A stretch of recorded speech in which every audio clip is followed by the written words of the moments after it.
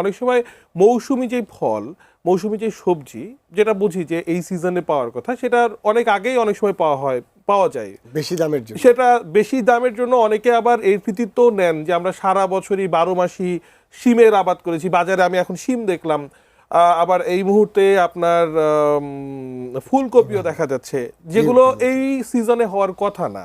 এগুলো কি তাহলে মোটা দাগে বলে দেব অনিরাপদ, নাকি এটা আসলে কৃষকদের সাফল্য, তারা এনে আপনার পাতে তুলে দিচ্ছেন, আমি খেতে পারছি? সারা বছর ফল হতে পারে না, কৃষি বিভাগ তারা এগুলো বলে যে এই ধরনের ফলের ক্ষেত্রে, খাবারের ক্ষেত্রে আপনারা কি পেয়েছেন? না, এই ক্ষেত্রে হয়তো একই রকম স্বাদ হবে না, নিরাপদ না বলা যাবে না। যেমন সারা বছরের আম, এই আমের যে মৌসুম, সেই আমটা যেভাবে সুস্বাদু হবে, অন্য সময়ের আমটা সুস্বাদু নাও হতে পারে, কিন্তু নিরাপদ বলা যাবে না। যদি সেখানে হরমোন প্রয়োগ করা হয়ে থাকে বা কোনো মানে জেনেটিক্যালি মডিফাই করে শরীরের ক্ষতিকর কিছু করা হয়ে থাকে, সেটা বিজ্ঞানীরা পরীক্ষা করে বলবেন যে জেনেটিক্যালি মডিফাই করে সারা বছর যদি কোনো খাবার আমরা আনি সেটা নিরাপদ কিনা।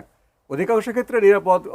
আমাদের পশ্চিমা দেশে বা আমাদের পাশের দেশ থাইল্যান্ডে এটা তারা বিভিন্ন পরীক্ষা নিরীক্ষা করে।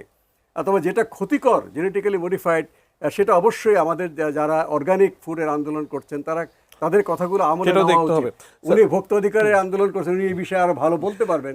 তবে অন্য সিজনে পেলেই সেটা অনিরাপদ ঢালাওভাবে বলা যাবে না।